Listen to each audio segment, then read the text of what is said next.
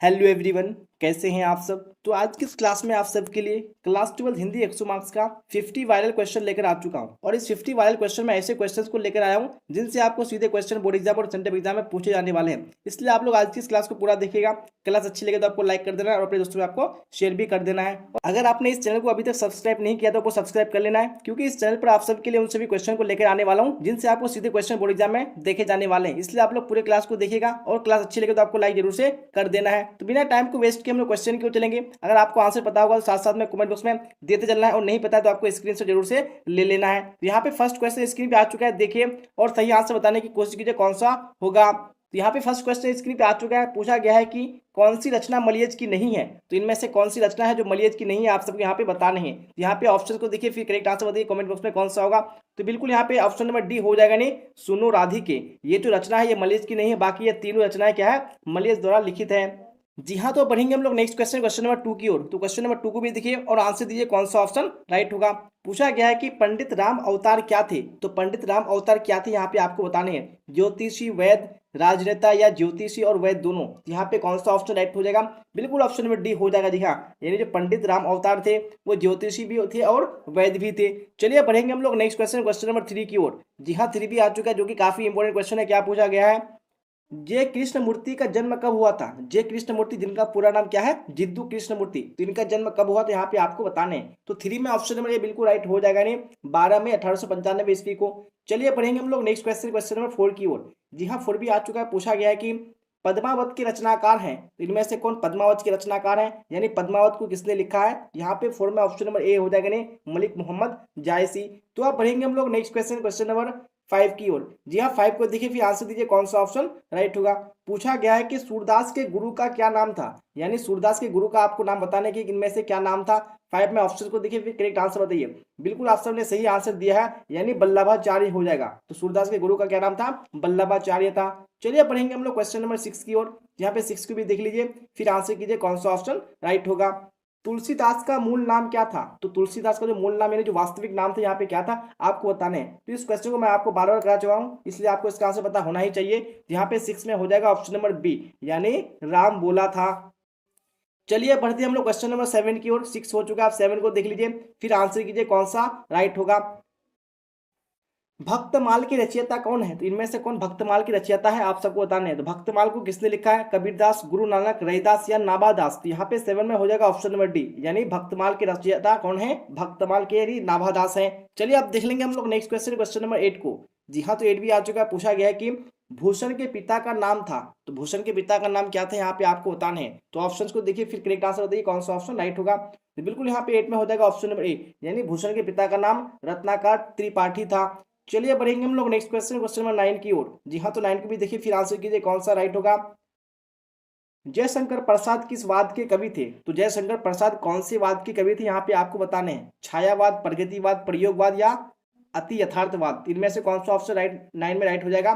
बिल्कुल आप सबने सही आंसर दिया है कि छायावाद कवि थे कौन, जयशंकर प्रसाद। चलिए बढ़ते हम लोग क्वेश्चन नंबर 10 की ओर। जी हाँ, तो क्वेश्चन नंबर 10 को भी देख लीजिए, क्या पूछा गया है। बिखरे मोती क्या है। तो बिखरे मोती यहाँ पे क्या है आप सबको बताने हैं। उपन्यास है, संकलन है या निबंध संकलन है या कहानी संग्रह है। तो इनमें से 10 का कौन सा ऑप्शन होगा, काफी वीवीआई क्वेश्चन है। चलिए यहाँ पे 10 में कौन सा होगा, बिल्कुल आप सबने सही आंसर दिया है, यानी एक कहानी संग्रह है कौन, बिखरे मोती। चलिए बढ़ेंगे हम लोग क्वेश्चन नंबर 11 की ओर। तो क्वेश्चन नंबर 11 को भी देखिए, फिर आंसर कीजिए कौन सा राइट होगा। शमशेर बहादुर सिंह की पत्नी का नाम क्या है। तो शमशेर बहादुर सिंह की पत्नी का नाम क्या है यहाँ पे आपको बताने, कर्म देवी, धर्म देवी, रीता देवी या इनमें से कोई नहीं। यहाँ पे 11 में कौन सा होगा, बिल्कुल ऑप्शन नंबर बी हो जाएगा। दिखाने धर्म देवी नाम है। तो पढ़ेंगे हम लोग क्वेश्चन नंबर 12 की ओर। तो यहाँ पे क्वेश्चन नंबर 12 को भी देखिए, फिर आंसर कीजिए कौन सा राइट होगा। मुक्ति बोध की माँ का नाम क्या था, यानी गजानन माधव मुक्ति बोध की माँ का नाम क्या था आपको बताने हैं। पुतली बाई, पार्वती बाई, अंबिका बाई या राधा बाई। यहाँ पे 12 में कौन सा होगा। जी हाँ, तो यहाँ पे 12 में ऑप्शन नंबर बी बिल्कुल करेक्ट हो जाएगा, नहीं पार्वती बाई। जी हाँ, तो पढ़ेंगे हम लोग नेक्स्ट क्वेश्चन, क्वेश्चन नंबर 13 की ओर। तो क्वेश्चन नंबर 13 को भी देखिए, फिर आंसर कीजिए कौन सा ऑप्शन राइट होगा। पूछा गया है कि आशीर्वाद का संधि विच्छेद करें। तो आशीर्वाद का सही संधि विच्छेद यहाँ पे क्या होगा आप सबको बताने हैं। तो यहाँ पे ऑप्शन को देखिए, फिर करेक्ट आंसर जो होगा आपको कमेंट बॉक्स में बताने हैं। तो बिल्कुल यहाँ पे हो जाएगा आपका ऑप्शन नंबर बी, यानी आशीजोर वाद हो जाएगा, यानी जो ऑप्शन में बी है बिल्कुल राइट हो जाएगा। चलिए बढ़ेंगे हम लोग नेक्स्ट क्वेश्चन, क्वेश्चन नंबर 14 की ओर। जी हाँ, तो 14 को भी देख लीजिए, क्या पूछा गया है। नायक की संधि का उदाहरण है, तो नायक कौन सी संधि का उदाहरण है आप सबको बताने हैं। दीर्घ संधि, गुण संधि, वृद्धि संधि या अयादी संधि। यहाँ पे 14 में कौन सा हो जाएगा, बिल्कुल ऑप्शन नंबर डी हो जाएगा जी हाँ, यानी अयादी संधि का उदाहरण है कौन, नायक। बढ़ते हैं हम लोग क्वेश्चन नंबर 15 की ओर। देखिए 15 में क्या पूछा गया है, सदैव की संधि का उदाहरण है, यानी जो सदैव है कौन सी संधि का उदाहरण है आप सबको बताने हैं। वृद्धि संधि, यंग संधि, अयादी संधि या गुण संधि। यहाँ पे 15 में कौन सा ऑप्शन हो जाएगा, बिल्कुल आप सबने सही आंसर दिया है, यानी वृद्धि संधि का उदाहरण, इसलिए ऑप्शन नंबर ए राइट हो जाएगा। तो बढ़ते हम लोग क्वेश्चन नंबर 16 की ओर। 15 हो चुका है, आप 16 को भी देख लीजिए, फिर आंसर दीजिए कौन सा ऑप्शन सही होगा। तो यहाँ पे आप सबको साथ साथ में आंसर देते चलना है कौन सा ऑप्शन राइट है। सन्मति का संधि विच्छेद क्या होगा, तो सन्मति का यहाँ पे सही संधि विच्छेद क्या होगा आप सबको बताने हैं। समजुरमति या संजुरमति या सतजुरमति या सतजुरमति। यहाँ पे जो ऑप्शन नंबर डी में दिया हुआ है सतजुरमति, ये बिल्कुल क्या होगा, राइट हो जाएगा। चलिए बढ़ेंगे हम लोग क्वेश्चन नंबर 17 की ओर। 17 को देखिए पूछा गया है कि दशानन जो कि रावण का नाम है, तो दशानन में कौन सा समास है यहाँ पे आप सबको बताने हैं। बताइए कौन सा समास है दशानन में, बहुब्रीहि, अवयवी भाव, द्विगु या तत्पुरुष। यहाँ पे 17 में हो जाएगा ऑप्शन नंबर ए, यानी बहुब्रीहि समास है। अब बढ़ेंगे हम लोग क्वेश्चन नंबर 18 की ओर। जी हाँ, तो 18 को भी देख लीजिए क्या पूछा गया है। गजानन शब्द किस समास का उदाहरण है, तो गजानन जो शब्द है वो कौन सी समास का उदाहरण है आप सबको बताना है। बहुब्रीहि, अवयवी भाव या कर्मधारय या तत्पुरुष समास। तो यहाँ पे 18 में हो जाएगा ऑप्शन नंबर ए, यानी बहुब्रीहि समास का उदाहरण है। चलिए अब बढ़ते हैं हम लोग क्वेश्चन नंबर 19 की ओर। जी हाँ, 19 में पूछा गया है कि चरण कमल में प्रयुक्त समास है, तो चरण कमल में कौन सा समास आया है, यानी कौन से समास का उदाहरण है आप सबको बताने हैं। तो यहाँ पे 19 में कौन सा हो जाएगा आप सबको बताने हैं। जी हाँ, तो बिल्कुल आप सबने सही आंसर दिया है, यानी कर्मधारय समास है, इसलिए क्या हो जाएगा ऑप्शन में बिल्कुल राइट हो जाएगा। चलिए बढ़ेंगे हम लोग नेक्स्ट क्वेश्चन, क्वेश्चन नंबर 20 की ओर। जी हाँ, 20 भी आ चुका है। पूछा गया है कि घुड़सवार में समास है, तो घुड़सवार में कौन सा समास है यहाँ पे आपको बताने। द्विगु, कर्मधारय, तत्पुरुष या अवयवी भाव। यहाँ पे 20 में राइट आंसर हो जाएगा ऑप्शन नंबर सी, जी हाँ, यानी तत्पुरुष समास है। अब बढ़ेंगे हम लोग क्वेश्चन नंबर 21 की ओर। 21 को देखिए, फिर आंसर कीजिए कौन सा ऑप्शन राइट होगा। अतिशय का विलोम है, तो अतिशय का विलोम यहाँ पे क्या होगा आपसे बताने हैं। तो अतिशय का विलोम शब्द यहाँ पे क्या होगा, कम, ज्यादा, थोड़ा या अधिक। यहाँ पे 21 में हो जाएगा ऑप्शन नंबर ए, यानी अतिशय का विलोम शब्द हो जाएगा कम। अब बढ़ेंगे हम लोग क्वेश्चन नंबर 22 की ओर। यहाँ 22 भी आ चुका है। पूछा गया है कि आकर्षण का विलोम है, तो आकर्षण का विलोम शब्द क्या होगा आप सबको बताने। आकृष्ट, विकर्षण, अनाकर्षण या प्राकर्षण। यहाँ पे मैंने आप सबको बार बार बता चुका है कि आकर्षण का हो जाएगा विकर्षण, इसलिए ऑप्शन नंबर भी बिल्कुल राइट हो जाएगा। अब बढ़ेंगे हम लोग क्वेश्चन नंबर 23 की ओर। जी हाँ, 23 भी आ चुका है। स्क्रीन पर पूछा गया है कि पूर्ण का विलोम है, तो इनमें से पूर्ण का विलोम क्या है आपको बताने। अर्ध, कम, ज्यादा या समास यानी समाप्त। यहाँ पे हो जाएगा ऑप्शन नंबर ए, यानी पूर्ण का अर्ध हो जाएगा। चलिए अब देख लेंगे हम लोग नेक्स्ट क्वेश्चन, क्वेश्चन नंबर 24 को, और आप सबको साथ साथ में आंसर जरूर से देते चलना है। नहीं पता तो आपको स्क्रीन से जरूर से ले लेना है। फिलहाल 24 को देखिए, फिर आंसर कीजिए कौन सा ऑप्शन राइट है। अनाथ का विलोम है, तो अनाथ का विलोम शब्द क्या हो जाएगा, यहाँ पे हो जाएगा आपका ऑप्शन नंबर बी, यानी अनाथ का विलोम शब्द सनाथ हो जाएगा। अब देखेंगे हम लोग क्वेश्चन नंबर 25 को। 25 भी आ चुका है। पूछा गया है कि धुंधला में कौन सा प्रत्यय है, तो धुंधला शब्द में कौन सा प्रत्यय आया है आप सबको बताने हैं। ला, धुंध, धुन या धला। यहाँ पे आपका हो जाएगा ऑप्शन नंबर ए, यानी इसमें ला प्रत्यय आया है। चलिए बढ़ेंगे हम लोग क्वेश्चन नंबर 26 की ओर। जी हाँ, 26 को देखिए, फिर आंसर बताइए कौन सा ऑप्शन राइट होगा। यहाँ पे क्वेश्चन नंबर 6 आ चुका है। स्क्रीन पे पूछा गया है कि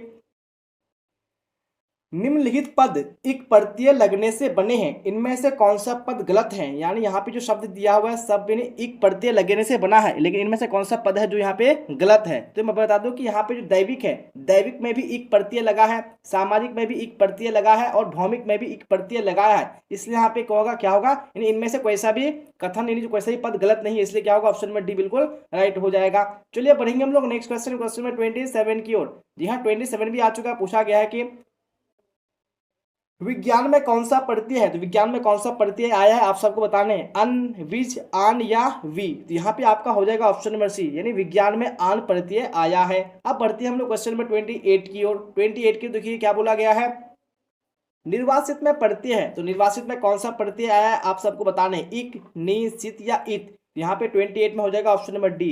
जी हाँ, निर्वासित में इत प्रत्यय आया है। अब बढ़ेंगे हम लोग क्वेश्चन नंबर 29 की ओर। जी हाँ, 29 आ चुका है। पूछा गया है कि अमृत का पर्यायवाची नहीं है, तो यहाँ पे पूछा कि अमृत का कौन सा पर्यायवाची नहीं है आप सबको बताने हैं। अमीय, अमीय भी क्या है, अमृत का पर्यायवाची है। उसके बाद सुधा भी अमृत का पर्यायवाची है।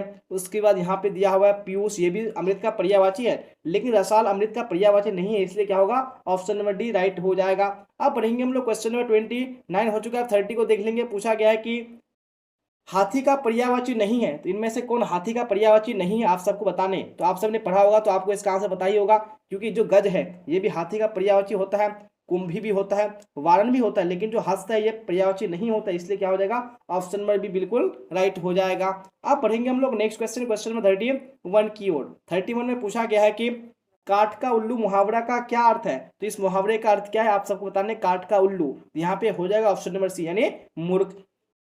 चलिए तो बढ़ेंगे हम लोग नेक्स्ट क्वेश्चन, क्वेश्चन नंबर 32 की ओर। और आपको अगर क्लास अच्छी लग रही है तो आपको लाइक जरूर से कर देना है और शेयर भी कर देना है, क्योंकि मैं आपको इस क्लास में ऐसे क्वेश्चन को कवर करा रहा हूं जिनसे आपको सीधे क्वेश्चन बोर्ड एग्जाम में पूछे जाने वाले, इसलिए आप लोग पूरे क्लास को देखिएगा और क्लास अच्छी लगे तो लाइक जरूर से कर दीजिएगा। और सब्सक्राइब नहीं किया तो आपको बिल्कुल भी देरी नहीं करना, क्योंकि आपको इस चैनल पर उन सभी क्वेश्चन कवर कराया जाएगा जो सीधे आपको क्वेश्चन पेपर में देखने को मिलेगा। फिलहाल 32 को देखिए, फिर आंसर कीजिए कौन सा ऑप्शन राइट होगा। कुपमंडूक होना मुहावरे का क्या अर्थ है। तो इस मुहावरे का अर्थ क्या हो जाएगा, कुपमंडूक होना। यहाँ पे देख लीजिए कौन सा ऑप्शन राइट होगा 32 में। तो बिल्कुल आप सबने सही आंसर दिया है, यानी कि अत्यंत सीमित ज्ञान होना। अब बढ़ेंगे हम लोग क्वेश्चन नंबर 33 की ओर। 33 भी आ चुका है। पूछा गया है कि कच्चे घड़े पानी भरना मुहावरे का क्या अर्थ होगा। तो इस मुहावरे का क्या अर्थ हो जाएगा, कच्चे घड़े पानी भरना। तो यहाँ पे 33 में हो जाएगा ऑप्शन नंबर बी, यानी ठीक ढंग से काम ना करना। अब बढ़ेंगे हम लोग क्वेश्चन नंबर 34 की ओर। 34 में पूछा गया है कि चूड़िया पहनना मुहावरे का क्या अर्थ होगा। तो इस मुहावरे का क्या अर्थ हो जाएगा, चूड़िया पहनना यानी कायरता दिखाना, यानी डरपोक दिखाना। तो यहाँ पे क्या हो जाएगा ऑप्शन नंबर सी बिल्कुल राइट हो जाएगा।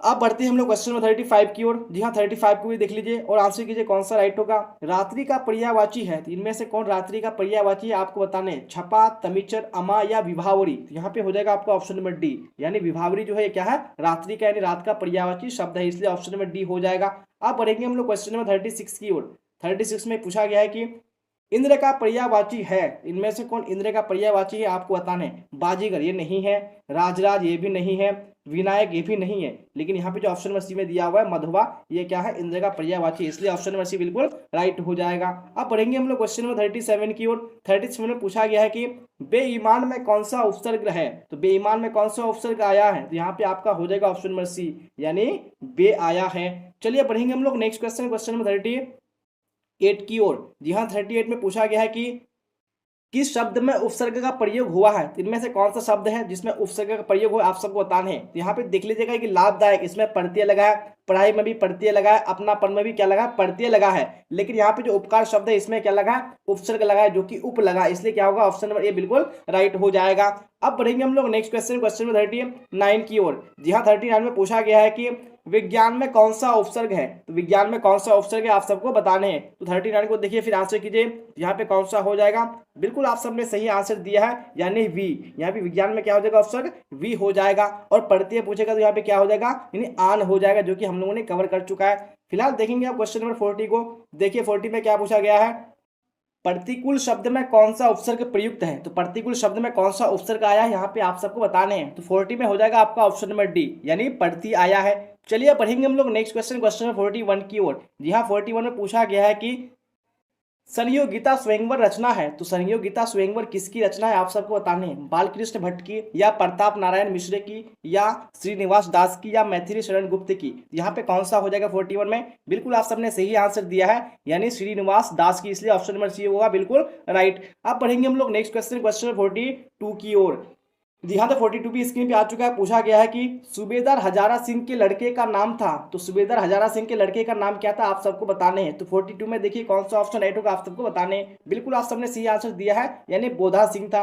अब पढ़ेंगे हम लोग क्वेश्चन नंबर 43 की ओर। जी हाँ 43 भी आ चुका है और पूछा गया है कि किसने कहा था अभी न जाने कितने मीलू इस देश की जनता को जाना है। तो ये बात किसने कहा था यहाँ पे आपको बताने हैं। तो 43 में जो राइट आंसर हो जाएगा वो होगा ऑप्शन नंबर सी, यानी जवाहरलाल नेहरू ने। अब पढ़ेंगे हम लोग क्वेश्चन नंबर 44 की ओर। 44 में पूछा गया है कि संस्कृति के 4 अध्याय किसकी कृति है। तो संस्कृति के 4 अध्याय किसकी कृति है, इसके लेखक कौन है आप सबको बताने हैं। तो 44 में हो जाएगा ऑप्शन नंबर डी, यानी रामधारी सिंह दिनकर जी की। अब बढ़ लेते हैं हम लोग क्वेश्चन नंबर 45 की ओर। 45 में भी पूछा गया है कि कौन सी पुस्तक आज्ञे की है। तो इनमें से कौन सी पुस्तक है जो आज्ञे जी ने लिखा है आप सबको बताने हैं। यहाँ पे आपका 45 में हो जाएगा ऑप्शन नंबर सी, यानी हरी घास पर क्षण भर हो जाएगा। अब बढ़ेंगे हम लोग क्वेश्चन नंबर 46 की ओर। जी हाँ 46 में पूछा गया है कि प्रताप के संस्थापक संपादक कौन थे? इनमें से कौन प्रताप के संस्थापक संपादक थे आप सबको बताने हैं। तो 46 में हो जाएगा ऑप्शन नंबर ए यानी गणेश शंकर विद्यार्थी।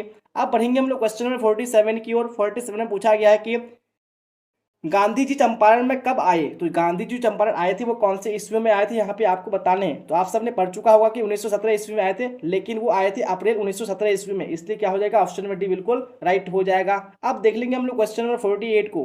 48 भी आ चुका है। पूछा गया है कि सिपाही की माँ एकांकी के अनुसार लड़ाई कहाँ हो रही है? तो कहाँ पर लड़ाई हो रही है? यानी सिपाही की माँ एकांकी के अनुसार तो जो लड़ाई हो रही है वो बर्मा में हो रही है, इसलिए यहाँ पे ऑप्शन नंबर बी बिल्कुल राइट हो जाएगा। चलिए अब देख लेंगे हम लोग नेक्स्ट क्वेश्चन, क्वेश्चन नंबर 49 को।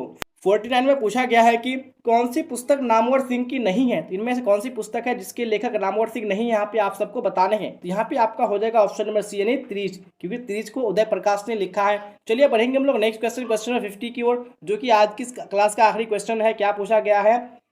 दलित साहित्य का सौंदर्य शास्त्र के लेखक हैं, इनमें से कौन दलित साहित्य का सौंदर्य शास्त्र के लेखक आप सबको बताने हैं। तो 50 में जो राइट आंसर हो जाएगा वो हो जाएगा ऑप्शन नंबर सी यानी ओम प्रकाश वाल्मीकि। जी हाँ, तो इसी क्वेश्चन के साथ मैंने आज की इस क्लास में आप सबको हिंदी 100 मार्क्स का 50 वीवीआई क्वेश्चन कंप्लीट करा दिया है। और मुझे उम्मीद है कि मैंने यहाँ पे आज की इस क्लास में जो भी क्वेश्चन कवर कराए इनसे आपको सीधे क्वेश्चन बोर्ड एग्जाम में पूछे जाने वाले हैं, इसलिए आपने पूरा क्लास को नहीं किया तो फिर से कर लेना है। और क्लास अच्छी लगी तो आपको लाइक जरूर से कर देना है और शेयर भी कर देना है। और आपने अभी तक इस चैनल को सब्सक्राइब नहीं किया तो आपको बिल्कुल भी देरी नहीं करना है, क्योंकि इस चैनल पर आप सबके लिए उन सभी क्वेश्चन को लेकर आने वाला हूं जिनसे आपको सीधे क्वेश्चन बोर्ड एग्जाम में पूछे जाने वाले हैं। इसलिए आप लोग सब्सक्राइब जरूर से कर लीजिएगा और बेल आइकन को भी प्रेस कर लीजिएगा। तो यहाँ तक बने रहने के लिए आप सबका धन्यवाद। फिर मिलती है अगली क्लास में। Till then bye bye, tata, see on the next class.